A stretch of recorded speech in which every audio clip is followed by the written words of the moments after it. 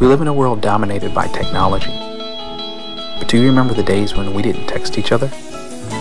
Didn't have social media? Didn't even have email? We talked. Maybe a letter, sometimes face to face, but most times just over the phone. We had the lost art of relationships. We had conversations. I'd like to start back in time. Tell me a little bit about, people see you now, they see you today.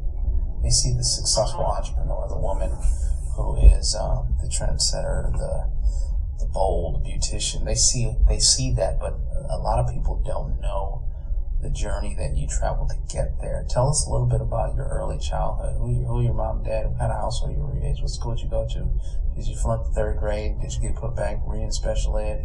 Tell us some stuff about you that nobody. I'm just being silly. Tell us some stuff that nobody would know about June Hollingsworth and how you grew up. I grew up as the oldest of 4 daughters. One thing that a lot of people don't know is my father was tragically killed in a head-on collision with 6 people. He was at a party and got into an argument with my mother, and she left the party, and he went with 5 of the people, 3 in the front, 3 in the back, and my father was a very, very fast driver, but I had his business the appetite to drive fast and had many tickets to prove it. And so he said he would get to Joliet in 22 minutes and back in the left from Aurora, and Aurora to Joliet is actually like 35 minutes away. And he got there in 22, and he died on the way back.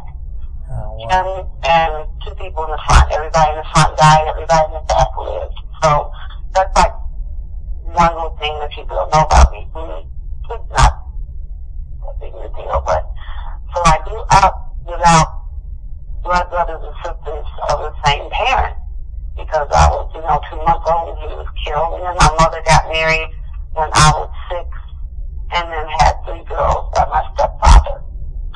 So I always was class, not clown, but always the outspoken one.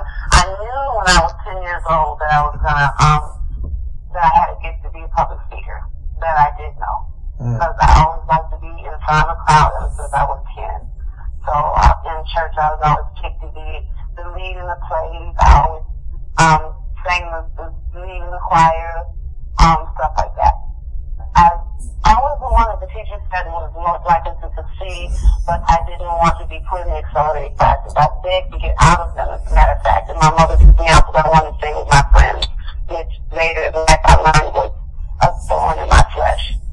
Having the ability to succeed, but being too apathetic about it because I just want to hang out. And so she made the biggest mistake and took me out. She said so many times now she knew she hadn't, because I didn't end up going to college, ended up wanting to be out in the street, hanging out, not doing much.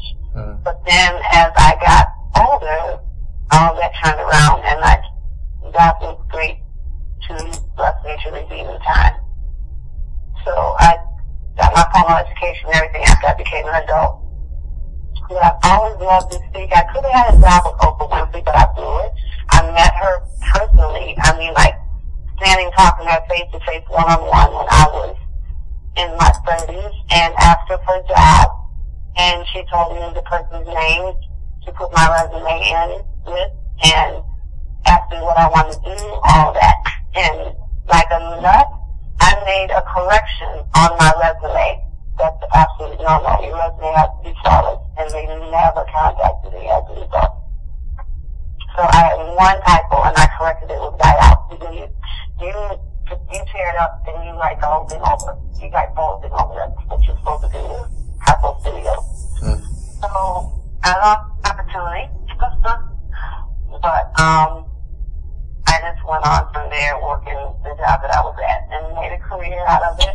Worked my way up the ranks, ended up, in management, ended up managing 64 people at one time in the credit department at Nitro Gas and Utilities. I was the manager in the utility company, gas utility company. Gotcha. So I ended up managing 2 different departments simultaneously. It was like 20-something people in one and 30-something people in the other, so it was like 16. almost 60, well, yeah, 60-something, almost 60-something. And that got to be hair-raising after a while. So we pared it down to where I only supervised 30-something people. And promoted through the ranks until I left and opened up the salon. So, how old were you when you opened up the salon? Well, let me just leave the age part out. Approximately what year? I don't want to. I'm not telling you my age. It's okay. Approximately what year did you open up the salon? I signed the lease. I've been talking about it all week. 2009, December 30th, the day before New Year's Eve. So it'll be 3 years next week that I signed the lease. And then I was supposed to, start putting it together and opening it up March 10th, like 3 months later. J. Allison Salon Day Spa. So that is the flagship location for your branded franchise. And I remember when you opened that. I do. We were friends then on Facebook, and I remember when you had your grand opening. Oh, wow. I do. I distinctively remember that. So did you go through the typical preparation that most beauticians do, going through beauty academy and doing the whole 1 year, 2 year program and graduating, taking your test and becoming a licensed beautician? I'm not a cosmetologist at all. I only wanted to be an owner. Growing up in the business and watching my mother, I never wanted to do hair. Really? I said, you know what? I'm not going to do hair. I'm going to own it. Wow. And I said that in my early 20s, late teens. I said, I'm going to own the place. I'm not going to work behind the chair. So I went to school for a short stint just for nails, but never for hair. And that's just to make some side money. But I said, no, I'm going to go to college to get a degree in business management, but I did not want to be cosmetologist. So I know a lot about hair because I take all the classes. Growing up in the house, my mother had a shop in the basement. She taught us all kind of stuff. We were doing hair bootleg, but I never went to school. So I decided, I said, I want to own a salon and I want to affect people's lives in a totally different way. And the salon is just basically, a vehicle by which to get into people's lives and reset them. I'm still kind of shaking my head about the fact that you're not an actual beautician. You're just an owner. I love that. I love that. No, but I mean, I can answer almost any question about hair. I took the classes and learned the formulas. I researched online. I mean, God has given me a wealth of knowledge. And then growing up in the business since I was 13. Right. My mother had me doing relaxers. When I was 17, 18, giving her a relaxer. So, wow. Yeah. Wow. Well, that's great. That's actually even better. That's amazing. Because so many people told me I would fail. They said, "Oh, you're gonna." I would never suggest that you open up a salon. You're not a hairdresser. That's difficult. That's almost you're gonna have a hard time with that. I'm like, oh, okay.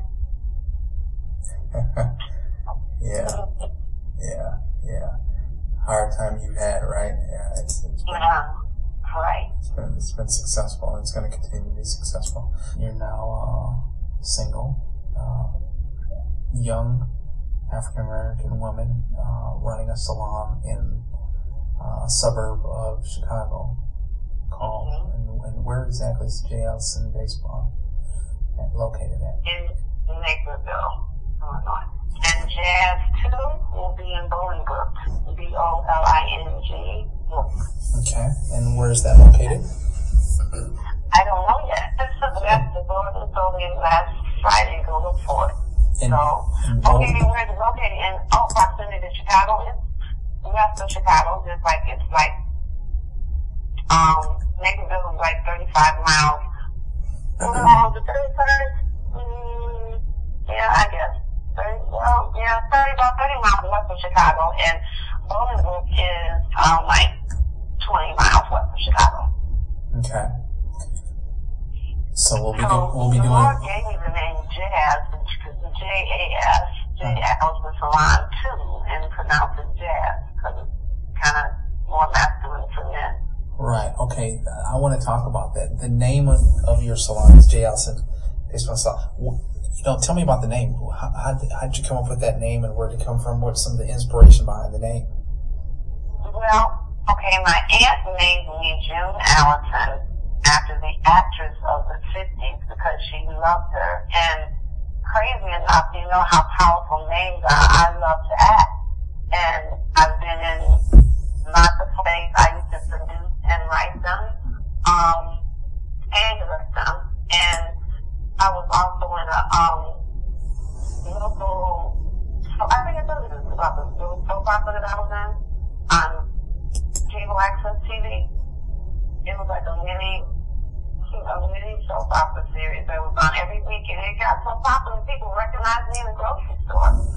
And so I love acting, and so we were trying to think of a name for the salon, and just like how Roots the thing tried to come up with all these crazy names. My daughter called me one day, and I was in Walgreens, and she said, "Mom, I got the name." Because I mean, we had come up with this from everything. And she said, J. Allison Salon, and they thought I said, that's it. Because it was androgynous. And I said, great. Nobody knows if it's male or female. That's perfect. Mm-hmm. And that's how we got the name. But I should have wrote down all the names that we came up with in the process. 101 names. The story. That's funny. Yeah. That is funny. So you've got the name, you've got the location, and you do your first launch. Tell me what it was like leading up to your grand opening. What was that like, and what were some of the challenges that you experienced opening, just turning the key and opening the place up? Well, one of the challenges was the previous owner, who thought she was going to be the liaison between me and the landlord, ended up being eliminated from the process, which infuriated her because she was being deceptive with me and not giving me correct information and was trying to make money off of me. And she had the whole salon furnished beautifully, and she was going to sell me the furniture. It was going to be turnkey. Well, come to find out, she was renting it. And she lied to me and said she owned it. So we got it, and she was going to leave me. I was giving her a check for $10,000, and probably 2 months later, people would have came to my salon and loaded that stuff up and took it away because it was rented. And so she was trying to do me, and then I cut her out of the deal by going straight to the landlord, and the landlord kicked her out. So one of the obstacles was she stole everything out of the salon. She cleaned the salon out. Tons of stuff in the salon belonged to the landlord, like all of the pictures on the walls, all the cabinets, all the 6-foot mirrors at every station that were affixed to the wall, all those kind of things belonged to the landlord. Well, she stole all of that. She completely wiped the place clean. So when I got ready to come in and move in, it was a box of pipes sticking out of the ground. So there was added expense that I hadn't counted on, but I could cover, but it was just more than I had expected. So I had to hire plumbers and put things back together. We had to sit down and research online to order stations, and we hadn't planned on ordering stations like that because they were already there and they were his, and she stole everything. She even stole the display cases off the wall in the lobby, just everything. To paint, the fun part was my family all kicked in. They all just jumped in, and we had like painting parties at night, and I would buy everybody food and stuff to drink, and we would be there until midnight working. So it was a joint effort with my family, and they put their heart and soul in it. It was so touching. And then helped even put furniture together piece by piece, and it was a process of weeks to get that done.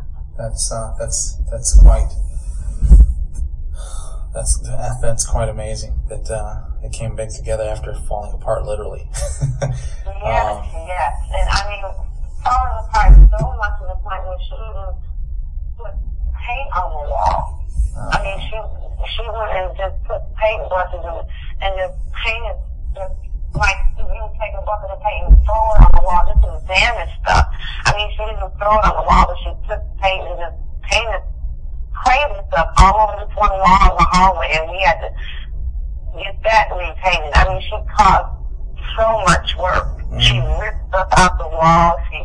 She just ripped stuff out of the pedicure room. It was just unbelievable stuff that she did. Well, so it was, but it all came back together. One thing that was a design, it was a testimony. God did this divinely, where a woman that I had worked with at my place that I left, hadn't heard from her in probably, no joke, almost 10 years. And didn't even know she still had my number. Problem that I had, the pedicure room was completely dismantled, and I had no idea how I was going to run piping and water in this room and put chairs in there and the whole pedicure room up. And a plumber too. And I'll never forget, it was the weekend of the Super Bowl. And she called me out of the blue and said, the Lord told me to call you and give me the name of this plumber. After while I was talking to her, she called to say, how are you doing? The Lord told me to call you to see how you were doing. It just popped across my mind. And so I told her my dilemma, and she called back the next day and said, I got a plumber for you. God gave me this plumber. And it's only going to be, she said, he's super cheap. He's a friend of my husband. And this guy called me and put the whole entire pedicure room together for $250. Come on. That's totally just crazy. Come on. I mean, just absolutely crazy. Ran the piping. The chairs were in boxes. They had to be assembled. I mean, huge pedicure chairs. He did the whole room for $250. Amazing. Amazing. So you got the place open. You had your grand opening. You had your champagne, your balloons that went off. What are some of the things that J. Allison as a salon offers to the community, the people who walk through those doors? What can they expect? What kind of services, what kind of product lines do you guys offer? We have top of the line hair care maintenance products that they don't get anywhere else, which I am completely wiped out of and reordering as we speak because it sells so quickly. I mean, they get customer service. I mean, people have talked to me about how we really, our boy nothing says that we give premium customer service, and we do. We treat customers like, I mean, they're everything to you for that 2 hours that you're there. They're everything to us, rather. The 2 hours that they're there, we give them personalized care. We try to really give top customer service. I mean, we serve our clients. They can't go anywhere and get breakfast on Saturday. I have a breakfast bar on Saturday mornings. Thursdays and Friday evenings, they can come in, unwind, and get a glass of red wine or white wine. Things like that. I mean, and lots of discounted deals that they get. Lots of things are on sale too because of the economic climate that we're in. We're trying to cater to, people going through a crisis. Their husbands may have lost their job. They have to now bring their kids with them to the salon because they can't afford babysitting, things like that. So those are the things that we try to do that are cut above a lot of the salons in the area. So you have a combination of black and white stylists who work at J. Allison Salon and Day Spa, correct? Black, white, Latino, and Indian. So you cover the globe. Mm-hmm. That's awesome. Yep, I have Mexican stylists, 2 Mexicans, I have African Americans, I have Russians,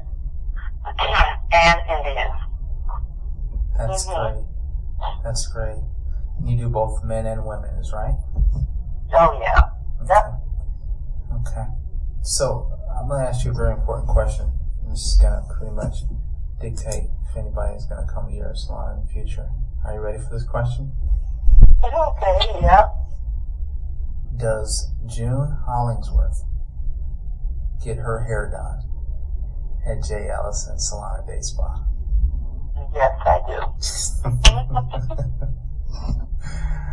All right. So you are a product.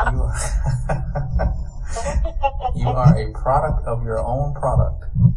Yes, I used to do it because, and I still use my wife's stylist who's been doing my hair for 15 years, because they get so nervous. And I had told them, I said, I want to make an executive decision. You guys don't get mad. I'm just not going to do anybody here anymore and do all my services outside of salon because they get so nervous. Personally, and then if I don't like it, they're depressed and, feeling bad. And I'm like, oh, God. But for now, I do. My daughter is just excellent at what I want done to my hair. So most of the time I let her do it. Before, there was another girl who was just fierce at cutting hair, and I let her do it. But, yeah, to answer the question, I do get my hair done at my salon most of the time. Gotcha. Okay. And being a personal witness to the service that J. Allison Salon Day Spa gives to the public, being that you've been there yourself, and outside of being the owner, you're actually someone who's sat in the chair. What would you rate the experience on a scale of 1 to 10? 1 being totally terrible, 10 being just the best place in town. What would you rate J. Allison Day Spa and Salon? 8. You have 8? Because you're saying as far as 10 being the best place in town and 1 being terrible. Yes. Yeah, I would say, okay, what do you think, for service or skill level or all-around experience? What do you mean? Just probably that all-around experience. When someone leaves your chair, walks out of those doors, gets into that car, has to go to that event, go to that wedding, go to that ball, go to that church service the next morning, whatever their destination is that caused them to need to come to J. Allison Day Spa Salon to get their hair done. How are they going to walk away feeling? Are they going to walk away feeling that, wow, I've just had the experience of my lifetime? I'm definitely I see that all the time. Okay, so now I know what you're saying, and that would be a 10 because they walk away feeling that this was an experience that I didn't expect, and it was so different, and this place is like fabulous. When they walk in, they look at the salon and they're just blown away because every week someone's telling me, this place is so beautiful. Wow. Or I want you to come. I know who I'm going to come in when I go and move into my new house. It can help me interior decoration. And the service, everyone's talking about how we have superior service. And when I said an 8, I was thinking of skill level because I still want more people that are water walkers and hair. I want to have the fiercest contractors in the Midwest. That is my goal, that nobody has people that can cut, color, relax, and style hair better than JL. And I know we have room to grow, so that's why I said an 8, because we're not there yet where we are. Nobody anywhere in any salon in our area is better than us. Because I know a couple people in other salons. I have the top of the line people in that. I definitely know that. I've watched them in action all summer. Unbelievable. I'm getting it. I'm getting the picture. Mm-hmm. So I'm gonna wrap this up. You've answered questions way beyond what I originally intended to just ask you a few short, quick questions. But that's great. You've gone in depth, and gosh, I'm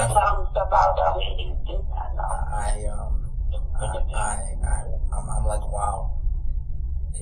It's truly an honor to talk with you about something that's probably passionately close to your life right now. It is. So probably it is. It's a great vision you have there. It's great work that you're doing.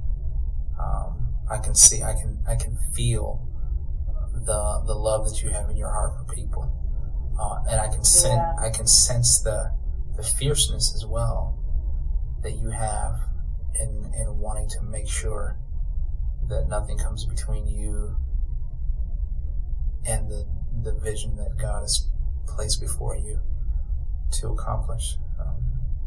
If there's one thing that you would want to share with a young aspiring entrepreneur, whether they male or female, young or old, what's something that you can share? I'm going to ask you two final questions. This is the first one.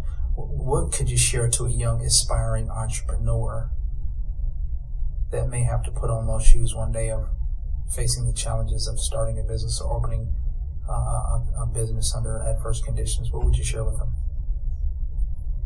I would tell them that you have to be relentless. Definitely not for the faint of heart. People that are entrepreneurs are risk takers. That has to be in your blood. Has to be part of your DNA. And if you are the type that's extremely analytical, you're going to be challenged as an entrepreneur. And even when you get, there's early days when you even get to the 11th hour and you just think you're not going to make it. And even in the 11th hour, you have to just refuse to give up. I mean, that's the advice I would give anybody that's going to go into their own business, and into, living their dream and living their passion. That's good. That's good. It's not your feeling. It's not your feeling. Right. So that's the first part of that question. The second part is similar. It's a little bit more personal. If you had to meet somebody for a split second and you had one opportunity to leave an impressionable impact in their minds for the rest of their life, what would be maybe the main thing that you would want somebody to know about June Hollingsworth herself?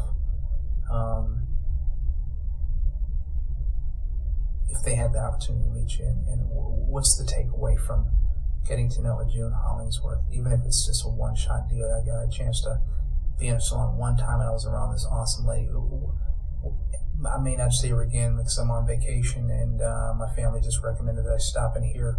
And I'm from Alaska, and I'll never come to this city again in my life. But I met this lady named June Hollingsworth, and she left. What kind of impact? What would be the takeaway? What would you want people to know about you? That I am here is just a vehicle. What I really want people to know about me is that